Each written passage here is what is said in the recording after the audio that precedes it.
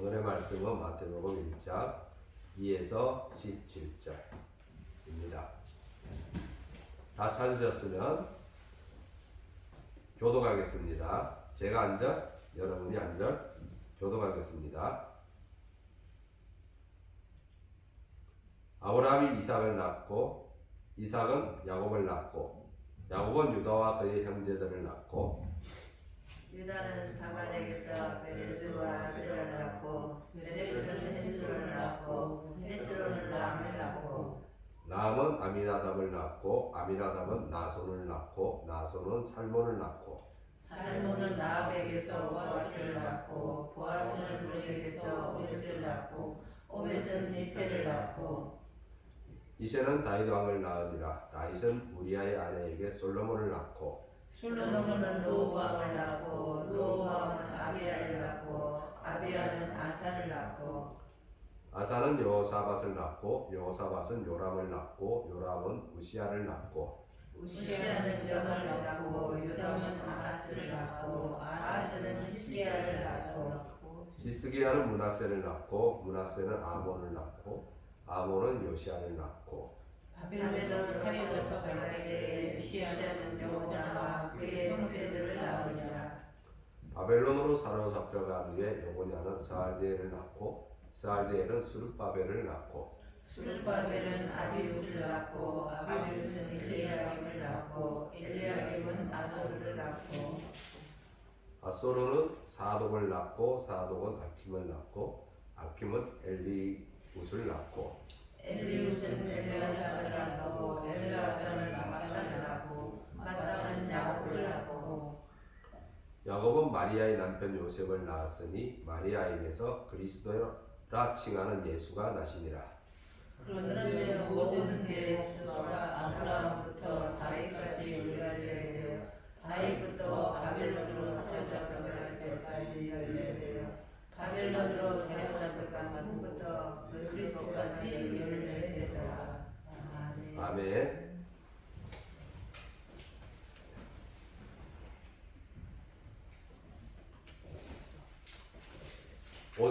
오전이랑 같은 본문을 사용해서 오전에는 예수님의 족보 이야기 1에 대해서 얘기했습니다.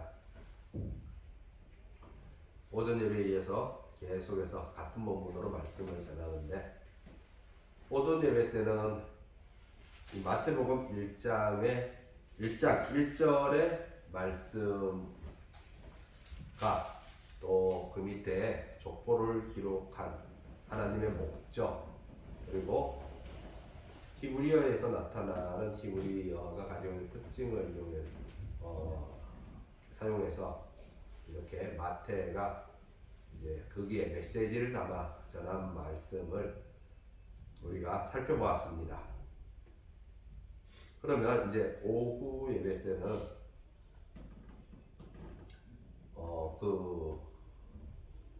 이 족보가 세 부분으로 나눠져 있는데 그 세 부분으로 나누어져 있는 말씀을 살펴보려고 합니다. 오전에 전했던 대략적인 말씀을 잠깐 요약하고 그렇게 또 세 부분을 살펴보도록 하겠습니다. 마태복음은 주 대상이 유대인이라고 했죠. 이는 그들이 올바른 지식으로 신앙하지 않음으로 인해서 예수님을 말씀을 따라 보내신 메시아로 예수님을 자신들의 왕으로 받아들이기를 거부하였습니다. 하나님을 믿는 신앙인이면서도 하나님의 말씀을 따라 보냄을 받은 예수님을 알아보지 못했죠. 하나님의 말씀에 대해 주의를 하지 않았기 때문에 참다운 신앙에서 빗나간 길을 걷게 되었고 예수님과의 인격적인 만남을 가질 수가 없었던 겁니다. 우리는 이러한 신앙을 유대인들로부터 살펴보면서 역시 우리 또한 여전히 이러한 신앙이 많이 있음을 살펴보았습니다. 그들은 아주 애매한 태도를 취하고 있었죠. 신앙인이면서도 예수님을 믿지 않는 아이러니한 태도를 보였는데 오늘날도 이러한 신앙인이 매우 많이 있습니다. 우리는 이를 통해 우리의 신앙의 모습을 살펴볼 수가 있습니다. 주님의 말씀에 주의하며 나의 신앙의 길이 빗나가지 않도록 힘써서 주님과의 인격적인 교제가 있는 신앙을 하시기를 소망합니다. 아멘. 이에 대해 마태는 자신이 기록한 복음서 1장에서 족보의 말씀을 통해 예수님이 선지자들을 통해 말씀하신 그 메시아이다. 예수님이 하나님의 약속의 성취이다. 예수님이 우리의 왕이다. 예수님에게로 돌아오라. 예수님을 나의 왕, 나의 주로 섬기라라고 선언했다고 했습니다. 이러한 선언 아래에서 족보에 대해서 살펴보겠습니다. 마태는 이 족보를 세 부분으로 나누어 기록하고 있습니다. 첫 번째 부분은 2절부터 6절 상반절까지 아브라함에서 다윗까지 14대이고, 두 번째 부분은 6절 하반절에서부터 11절까지 다윗 왕에서부터 바벨론 포로로 몰려가는 여고냐까지 14대를, 여기서 여고냐는 여호야긴 왕입니다. 남유다 왕국의 마지막 왕은 아니지만 마지막 왕처럼 기록되었는데, 이는 그리스도로 이어지는 계보에 초점을 맞추기 위해서입니다. 그렇다면 마지막 왕은 누구일까요? 남유다 왕국의 마지막 왕은 시드기야 왕입니다. 시드기야 왕은 여호야긴 왕의 숙부이죠. 바벨론 왕이 여호야긴을 포로로 잡아갈 때 그의 숙부 시드기야를 왕으로 앉혔습니다. 남유다 왕국의 최종적인 멸망이 바로 이 시드기야 왕 때 일어납니다. 세 번째 부분은 12절부터 16절까지 바벨론 포로로 끌려간 여호야긴 왕부터 예수 그리스도까지 14대입니다. 이 시기는 포로기이죠. 암흑기라고도 하는데, 예수님이 우리에게 오시기 전 400년 동안 하늘로부터 하나님의 말씀이 더 이상 계시가 되지 않는 침묵기가 포함된 시기입니다. 이 기간에 유대인들은 신앙의 모습이 바뀌는데, 그들이 파멸을 막기 전에는 어떠했죠? 유대인들이 파멸을 막기 전에는 북이스라엘이 멸망하고 남유다가 멸망하기 전에 그들의 모습은 어떠했습니까? 그들은 겸손할 줄도 모르고 하나님의 은혜를 너무나 당연시 여겨서 말 그대로 정말 철부지 없는 아이처럼 방탕했죠. 우상 숭배를 하며 하나님의 말씀을 어기는 일에 대해 두려워할 줄 몰랐습니다. 그리고 그들은 결국 파멸을 맞았죠. 하나님을 떠난 삶은 파멸이라는 것을 바로 열왕기의 끝이 보여주고 있죠. 그제서야 그들은 생각했습니다.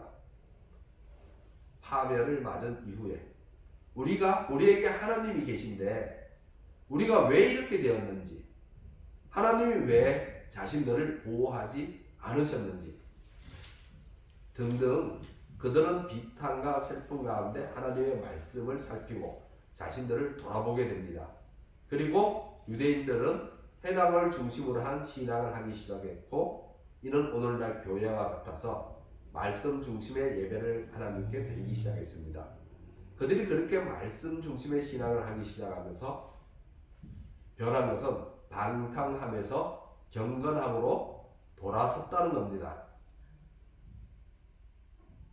이를 누가 증거하느냐? 이방인들이 증거합니다. 이방인들이 그들의 경건함을 보고 그들의 삶이 동경이 되어서 그들에게 모여들기 시작했거든요. 그리고 이방인들이 그렇게 해당으로 모여들기 시작했는데, 해당은 예수님이 오시기 전 시기에 등경 위에 올려놓은 등불 역할을 했습니다. 이 시기가 세 번째 14대의 시기입니다. 마태는 족보를 이렇게 세 부분으로 나누어서 유대인들이 가지고 있던 관념을 깨트리는 시도를 하는데, 이제 살펴보면은 첫 번째 14대를 보면 아브라함부터 다윗까지로 두 번째 14대와 세 번째 14대와는 다른 기록이 눈에 띄죠. 어떤 기록이 눈에 띌까요? 여기에는 여인들의 이름이 나타납니다. 첫 번째 14대에는 3절에 다말과 5절에 라합과 룻의 이름이 기록되어 있습니다. 다말과 라합과 룻, 이 세 여인은 누구죠? 이방 여인입니다. 유대 사람이 아니에요. 유대인이 아니에요. 이방 여인이에요. 다말과 라합은 가나안 땅의 사람들이었죠. 특히 라합은 하나님께서 진멸하라고 명령하신 이후에 가나안 땅의 족속이었습니다. 다말은 그나마 이 진멸, 즉 헤렘 명령이 떨어지기 이전에 가나안 땅에 살았지만 라합은 바로 진멸의 명령이 떨어진 이후에 가나안 땅에 산 사람이죠. 그는 여리고성에 살았죠. 바로 여호수아가 백성들을 이끌고 처음 가나안 땅에 발을 디뎠을 때 첫 번째 무너뜨리고 정복한 성이 여리고성입니다. 그 여리고성에 살았던 여인 라합입니다. 그래서 여리고성은 하나님께 첫 번째 바쳐지는 제물이기 때문에 완전히 하나도 남김없이 싹 진멸하죠. 여기서는 유대인들이 취할 게 하나도 없습니다. 왜냐하면 첫 번째 제물은 누구에게요? 하나님께. 항상 첫 번째 제물은 하나님께. 예. 그래서 농사를 지어도 첫 번째 생산물은 항상 하나님께 가지고 옵니다. 하나님께. 그래서 여리고성은 완전히 진멸하는데 유일하게 라합의 가족들만 살아남습니다. 어째서요? 라합이 하나님을 알았다는 거죠. 강 건너편에서 일어나는 사건을 보고 강 건너편에서 그 이스라엘 민족이 그 옥의 또 이 바산의 땅을 이 진멸하는 것을 보고 하나님을 알았다는 겁니다. 그래서 하나님을 경외함으로 라합과 그의 가족들이 언약 안으로 들어올 수 있게 되었죠. 그리고 룻은 모압 여인이었죠. 근데 이 모압 여인이라는 게 왜 그렇게 의미가 있느냐? 모압에 대한 하나님의 엄중한 말씀이 있었죠. 모압과 암몬에 대한 엄중한 말씀이 있었는데 이 말씀이 신명기에 있습니다. 뭐라고 했을까요? 모세를 통해 가나안 땅에 들어가기 전 출애굽 2세대들에게 한 말씀이었는데 신명기 우리 23장 1절에서 3절을 보면은 이렇게 말합니다. 신명기 23장 1절에서 3절을 보면은 1절 고환이 상한 자나 음경이 잘린 자는 여호와의 총회에 들어오지 못하리라. 그러니까 이 말은 뭐냐 하면은 여호와의 총회에 들어오지 못하는 사람들에 대한 계명입니다. 여호와의 총회에 들어올 수 없습니다. 거룩한 백성 안으로 못 들어오죠.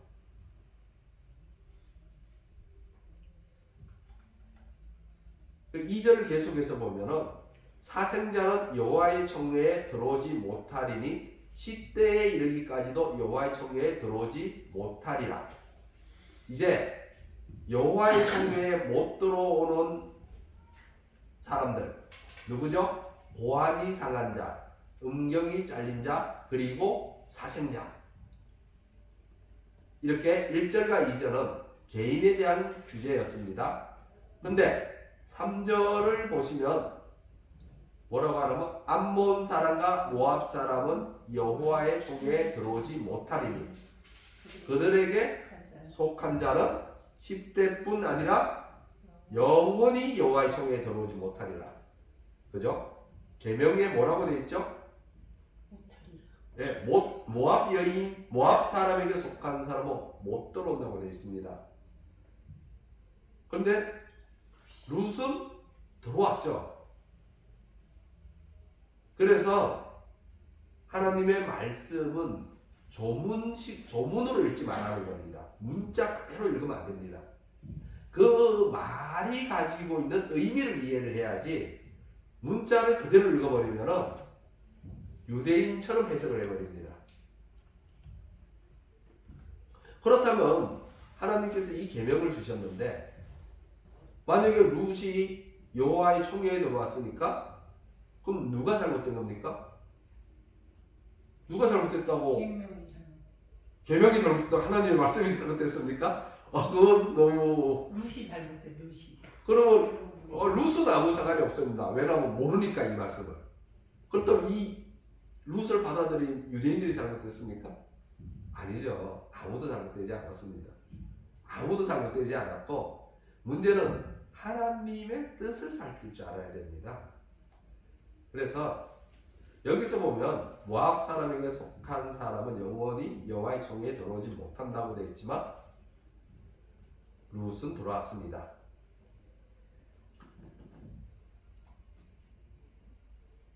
그가 시어머니 나오미를 따라서 어머니의 하나님이 나의 하나님이 되시리니 라는 고백과 함께 하나님을 받아들임으로써 여호와 하나님을 받아들임으로써 들어올 수 있게 되었습니다. 그리고 예수 그리스도의 족보에까지 올라갔죠. 예수님의 육체적 조상으로. 이렇게 이방 여인들의 이름이 그리스도 예수의 족보에 기록되어 있습니다. 이는 하나님이 어떤 분이신지를 나타내시는데 이에 대해 바울은 이렇게 말하고 있습니다. 우리 이 바울의 말을 한번 읽어볼까요? 로마서 3장 29절. 로마서 3장 29절 다 같이 읽어보겠습니다. 신약 페이지로는 243페이지입니다. 읽겠습니다.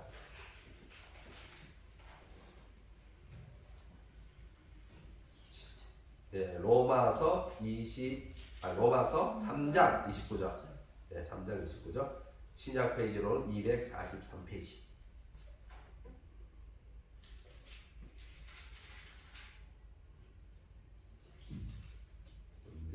3장 29절. 로마서 3장 29절. 찾으셨나요? 네. 다 찾으셨으면 로마서 3장 29절 읽겠습니다. 하나님은 다만 유대인의 하나님이시냐 또한 이방인의 하나님은 아니시냐 진실로 이방인의 하나님도 되시느니라. 아멘입니까? 아멘. 예, 우리의 하나님도 되십니다. 하나님에 대한 유대인들의 지식에 분명한 오류가 있음을 밝히죠. 하나님이 유대인들만의 하나님이라면 그분은 전 우주적인 주인도 될 수 없고 전 우주적인 왕도 될 수 없는 거죠. 그저 한 지역에서 머무시는 지역신일 뿐이며 한 민족의 수호신 밖에는 되지 않는 거죠. 그런데 하나님에 대한 유대인들의 생각은 어떻게 하나님을 만들죠? 바로 지역신으로 만들어 버립니다. 우주적인 신으로 만들지 않죠. 이는 우리가 요나서에서도 볼 수 있듯이 하나님은 이스라엘의 하나님이어야지 다른 민족에게 은혜를 베푸시는 하나님이어서는 안 된다는 거죠. 다른 민족에게 하나님을 베풀어서는 안 된다고 요나는 고집을 부리고 있는 겁니다. 요나가 다시스로 도망하려고 하는 것도 하나님을 전 우주적인 주인으로 인식하고 있지 못함을 보여주고 있는 증거라고 할 수 있습니다. 이러한 오류에 빠져있는 유대인들에게 그 오류를 바로잡는 겁니다. 언약과 구원이 유대인들에게만 한정된 폐쇄적인 언약과 구원이 아님을 마태복음을 읽는 독자들에게 인지시켜주는 겁니다. 하나님의 언약과 구원이 유대인들만을 위한 것이 아니라 이방인들도 참여하는 언약과 구원이라는 거죠. 이렇게 첫 번째 14대를 통해 이 족보를 통해 마태는 유대인들에게 그들의 오해를 정정하게 만드는 거죠. 이는 유대인들에게 충격으로 다가왔겠죠. 하나님이 우리만의 하나님이 아니라 모든 민족들의 모든 인류의 하나님이라는 사실에 충격으로 다가올 수밖에 없습니다. 이는 우리에게도 마찬가지죠. 우리는 어떻습니까? 우리가 구원을 받았기 때문에 꼭 우리만의 하나님인 것처럼 말하는 경우가 많습니다. 우리가 구원을 받았을 뿐 하나님은 우리의 하나님만이 아니죠. 믿지 않는 모든 사람들에게도 하나님이시며 그들을 긍휼히 여기는 것은 모든 사람의 하나님으로서 너무나 당연한 겁니다. 그런데 우리는 하나님이 꼭 우리만의 하나님이라고, 구원받은 사람들만의 하나님이라고 유대인처럼 폐쇄적인 생각을 가지고 있는데, 이 말씀을 통해 그러한 오류를 정정하시기를 소망합니다. 열방을 향해 열려있는 언약과 구원이며, 하나님은 한 지역의 신이 아니라 전 우주적인 우리의 왕이십니다. 예수님이 전 우주적인 우리의 왕인 거죠. 첫 번째 14대가 바로 첫 번째로 나눈 이 14대가 이것을 알려주는데, 여러분, 우리가 믿는 예수님은 전 우주적인 우리의 왕입니다. 이 사실을 여러분의 마음판에 새기고 요나와 같이 닫혀있는 신앙을 하지 마시고 저 믿지 않는 불신자들 향해서 항상 열려있고 겸손한 신앙을 하시기를 소망합니다. 아멘. 자, 두 번째 14대는 다윗서부터 바벨론 포로로 끌려간 여호야긴까지로, 두 번째 14대가 가리키는 것은 이것은 열왕기의 역사입니다. 역대기의 역사이죠. 이 열왕기의 역사는 유대 독자들에게 뭘 보여주죠? 실패의 역사를 상기시켜 줍니다. 우리 열왕기상 열왕기가 다 읽었죠. 끝은 어떻게 됩니까? 파멸로 갑니다. 북이스라엘 망하고 남유다 망하고 하나님을 떠난 결과가 파멸이었습니다. 이 열왕기의 역사. 또 역대기는 어떻습니까? 역대기는 북이스라엘 기록은 없습니다. 남유다에 대한 기록인데 이것은 포로기 때 썼기 때문에 그래요. 그런데 결국 남유다에 대한 기록만 있다 하더라도 남유다 왕국의 파멸로 가는 그 기록을 씁니다.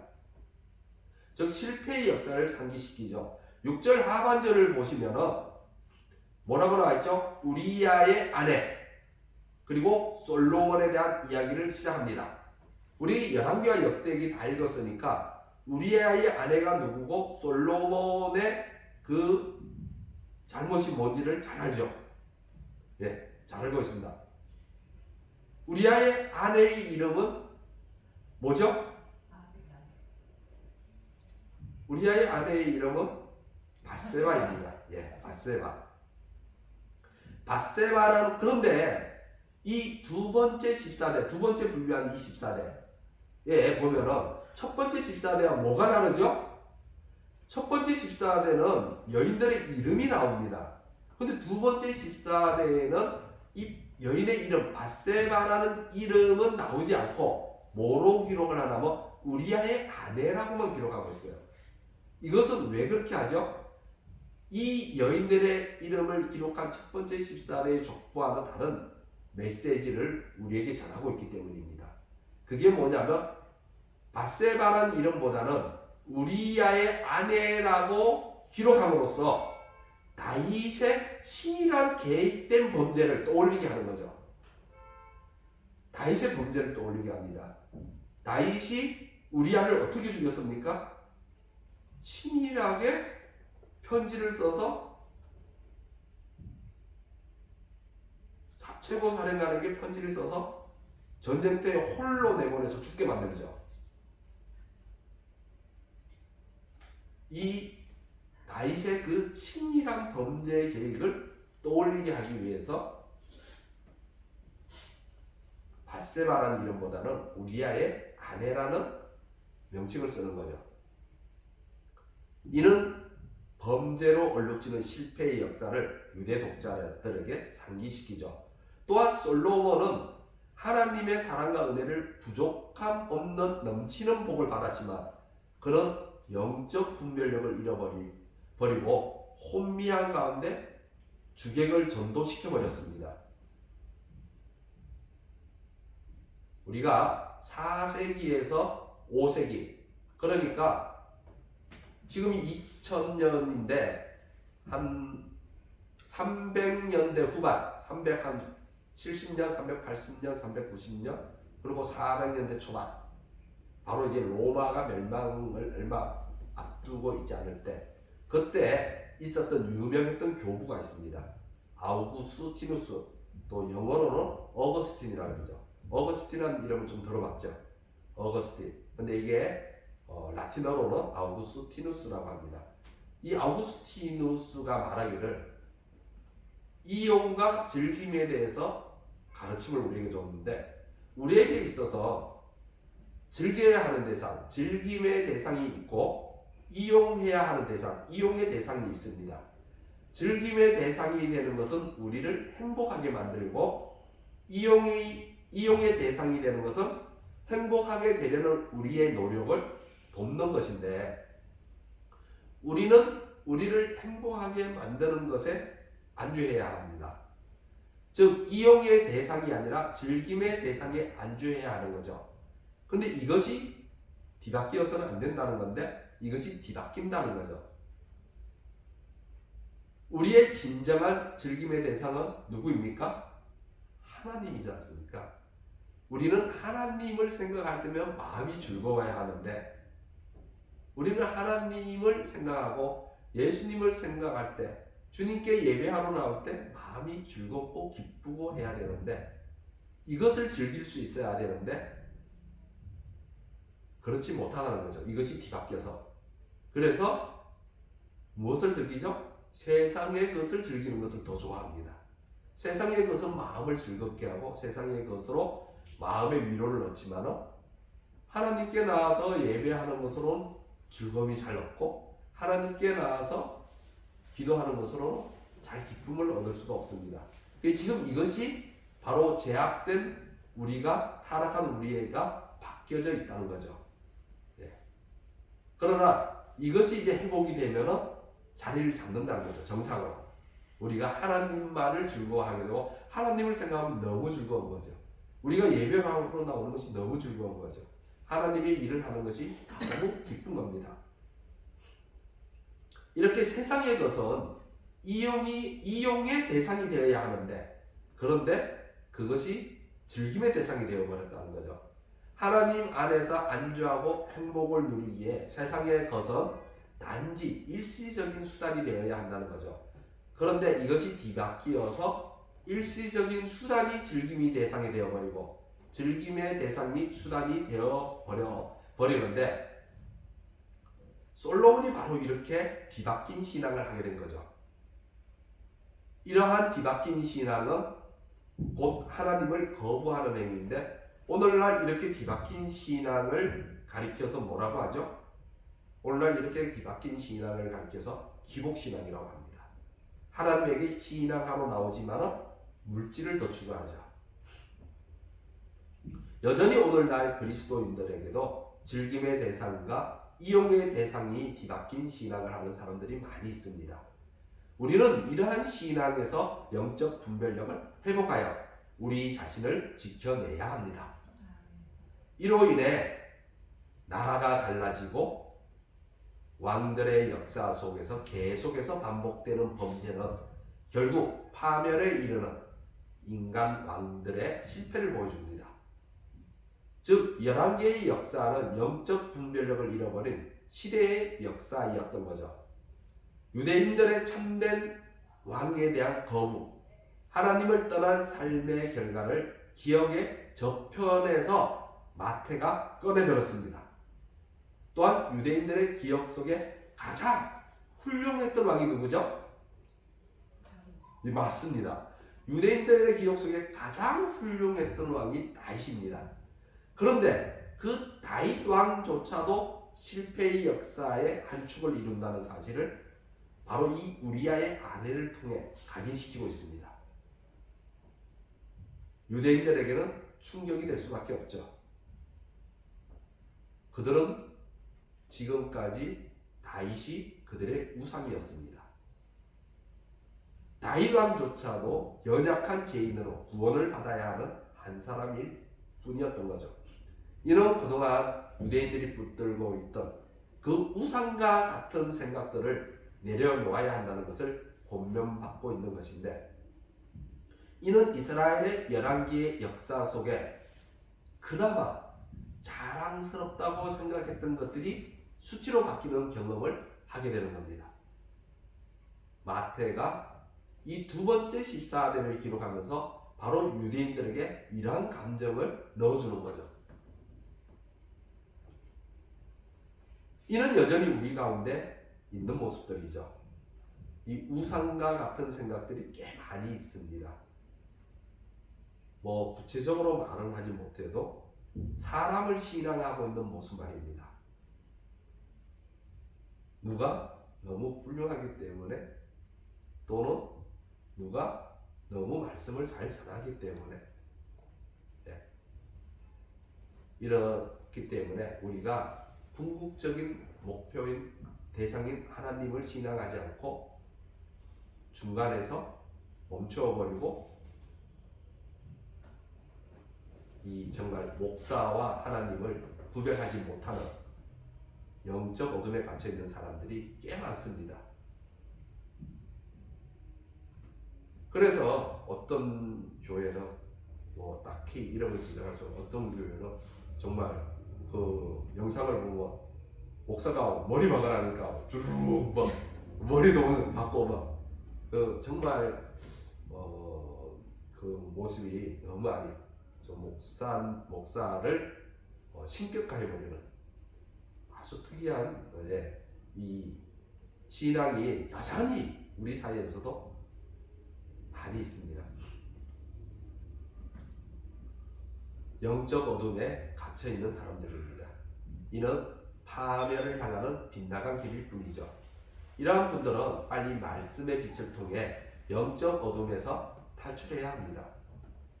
11개의 역사가 하나님을 거부한 역사로 그 결과가 파멸로 이어지는 실패의 역사를 마태는 인식시키면서 참된 왕의 부재의 결말이 무엇인지를 깨닫게 합니다. 이를 통해 마태는 유대인들에게 우리의 구주이신 예수님을 거부해서는 안 된다는 경고의 메시지를 보내고 있죠. 그러니까 뭐냐면은 너희들이 지금까지 11개의 역사를 봐라. 하나님을 거부한 결과가 뭐냐? 파멸이잖아. 그러면 예수님을 거부해서는 안 되잖아. 예수님에게로 와서 예수님을 왕으로, 참된 왕이신 예수님을 붙들어야 우리가 회복이 되는 것 아니냐라는 것이죠. 마태는 이를 통해 예수님은 하나님이 보내신 언약의 메시아로, 우리의 왕으로, 우리의 주로 받아들일 것을 권면하고 있는데, 실패의 역사를 회복의 역사로 바꾸려면 예수님이 그리스도이심을 부정하지 말라라는 겁니다. 여러분, 우리도 마찬가지로 참된 즐김의 대상과 이용의 대상을 혼동해서는 안 됩니다.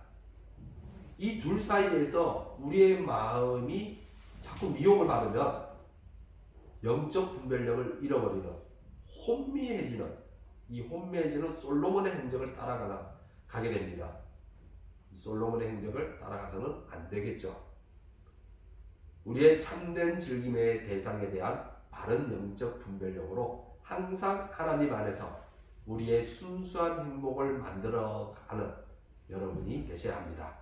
아멘. 세상의 것은 우리가 하나님 안에서 행복을 누리기 위한 무엇이죠? 이용의 대상일 뿐입니다. 우리의 인생이 실패의 역사를 밟지 않으려면 참된 왕을 거부해서는 안 됩니다. 마태가 두 번째 14대에서 보여주는 본면을 받아들여서 우리의 구주로 오신 예수님을 나의 왕으로, 나의 주로 영접하셔야 합니다. 세 번째 14대는 유대인들이 맞이하게 된 포로 생활이라는 암흑기에서, 즉 유대인들로 하여금 자신들이 흑암에 앉아있는 백성이라는 사실을 상기시키면서 예수님을 소개하고 있는데, 즉 흑암에 앉아있는 백성들이 그토록 오랫동안 열망하며 기다렸던 다윗의 후손으로 오신 왕이 예수님이라는 것을 선포합니다. 이것은 언약의 성취이죠. 예수님이 왕으로 오심으로 이 야곱의 축복에 나와 있는 게 뭐죠? 규가 유다를 떠나지 아니한다는 언약의 성취인데, 야곱이 12아들에게 축복할 때 유다에게 했던 언약의 축복으로 규가 유다를 떠나지 아니하며 통치자의 지팡이가 그 발 사이에서 떠나지 아니하기를 실로가 오시기까지 이르리니 그에게 모든 백성이 복종하리로다. 창세기 49장에 나와 있는 말씀이죠. 이 시기는 긍휼의 시기였고 위로의 시기였습니다. 그리고 또한 성전 교체의 시기였습니다. 12절과 13절을 보시면, 오늘의 말씀 12절과 13절을 보시면 누가 나오죠? 수룹바벨이 나오죠. 수룹바벨 하면 무엇을 했습니까? 수룹바벨 하면은 성전 재건을 주도한 사람입니다. 남유다 왕국이 바벨론에 의해서 멸망할 때 예루살렘 성전이, 솔로몬이 지은 성전이 완전히 파괴되죠. 완전히 파괴되는데 이제 예레미야에게 주어진 말씀을 따라서 그들이 70년 만에 돌아옵니다. 바사왕 고레스의 명령에 의해서 돌아오는데, 수룹바벨을 필두로 해서, 수룹바벨은 바로 이제 왕의 자손이죠. 왕의 자손으로 그를 필두로 해서 돌아와서 예루살렘 그 성전터에 다시 성전을 짓습니다. 그래서 이를 가리켜 수룹바벨 성전이라고 하는데, 그 앞에 있던 것은 솔로몬의 성전이라고 그러고 이제 요때 거는 수룹바벨 성전이라고 하죠. 그리고 이 수룹바벨 성전을 나중에 헤롯 대왕이 크게 확장을 합니다. 그래서 요걸 또 헤롯 성전이라고 하는데, 이 수룹바벨은 성전 재건을 주도한 사람입니다. 그들이 포로에서 돌아왔죠. 예루살렘으로 귀환했습니다. 성전도 파괴되어 있었고 성벽도 파괴되어 있었고 돌아와서 본 모습은 처참했죠. 하나님을 거부한 삶의 결말이 어떤지를 경험했고 또 보았습니다. 수룹바벨은 돌아온 사람들과 함께 성전을 재건했습니다. 다시 하나님을 찾았죠. 이 내용이 어디에 나와 있죠? 에스라서에 나와 있는데, 그러나 물리적인 성전은 재건되었지만 성전으로 살아가야 하는 유대인들의 신앙은 아직 온전한 회복을 이루지 못하고 있었습니다. 이 세 번째 14대에는 포로기한기도 있었고 중간기도 거치면서 신약의 시대로 접어드는데, 이렇게 온전한 신앙의 회복을 이루지 못한 상태에서 중간기에 어떤 일이 일어나냐면 제사장들의 정통성을 잃어버리게 됩니다. 아론의 자손의 제사장이어야만 하는데 아론의 자손의 제사장이 아닌 다른 사람들이 제사장 그룹에 들어옵니다. 이는 식민 지배를 받으면서 바로 헬레니즘 제국에서 그 왕이 이 제사장으로 아론의 자손이 아닌 사람을 제사장으로 세웁니다. 그러면서 아론의 자손 제사장들이 성전을 떠나기 시작합니다. 그래서 제사장들의 정통성을 잃어버립니다. 또한 수룹바벨의 주도하에 지어진 성전은 헤롯 대왕에 의해 크고 화려하게 변모를 합니다. 그 규모가 얼마나 사람의 마음을 감동시키는지, 예수님과 제자들이 성전을 나올 때 제자들이 예수님에게 성전을 자랑하려고 하죠. 자, 우리 이에 대해서 한번 살펴볼까요? 마태복음 24장에 있습니다. 마태복음 24장 1절을 우리 다 같이 읽어보겠습니다. 신약 페이지로는 40페이지. 신약 페이지로 40페이지입니다. 마태복음 24장 1절.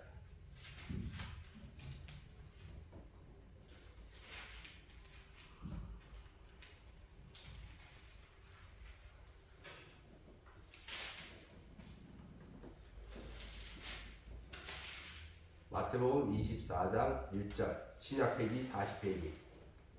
자, 다 찾으셨으면 우리 다 함께 읽겠습니다.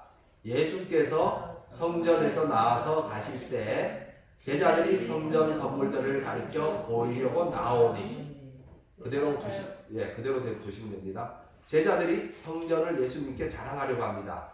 그러나 우리 주님의 대답은 무엇이었죠? 2절을 계속해서 다 같이 읽어보겠습니다. 우리 주님의 대답을 읽겠습니다. 대답하여 이르시되 너희가 이 모든 것을 보지 못하느냐? 내가 진실로 너희에게 이르노니 돌 하나도 돌 위에 남지 않고 다 무너뜨려지리라. 결국 수룹바벨의 주도하에 지어졌고 헤롯 대왕에 의해 확장되고 화려한 변신을 한 이 성전은 무너져야 했습니다. 즐길 것이 아닌 것이 즐기게 만드는 것. 외형적인 성전 건물은 성도가 즐길 것이 아니죠. 나 자신이 예수님 안에서 성전으로 지어져 가는 것을 즐겨야 하는데 정작 이용해야 할 대상을 즐기려고 하니 무너져야 합니다. 우리에게는 예수님이 즐김의 대상이 되어야 하죠. 예수님 자신이 새 성전이면서 예수님은 우리가 성전으로 지어지는 것을 주도하시는 또 한 분의 수룹바벨이 되시는 거죠. 수룹바벨이 바벨론 포로에서 돌아와서 성전 재건을 주도했듯이 우리를 성전으로 짓는 것을 주도하시는 분은 바로 예수님입니다. 또 한 분의 수룹바벨이 되시는 거죠. 이렇게 세 번째 14대는 결국 새 성전을 짓기 위해 예수 그리스도가 오셔야 했고 그렇게 오신 예수님을 알리는 겁니다. 그래서 예수님에게로 돌아오라. 예수님에게 돌아와서 새 성전으로 지음을 받으라 라는 거죠.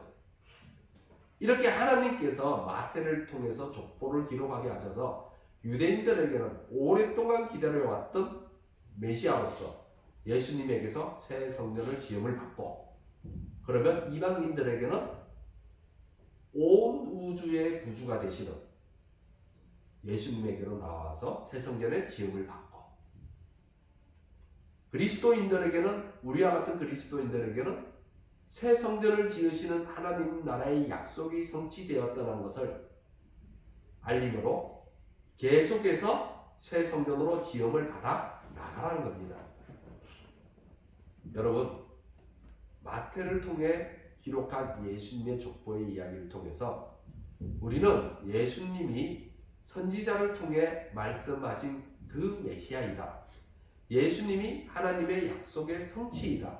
예수님이 우리의 왕이다. 그러니 예수님에게로 돌아가야 한다. 예수님을 나의 왕, 나의 주로 섬겨야 한다를 예수님의 족보 이야기 1에서 즉 오늘 오전 예배에서 전했습니다.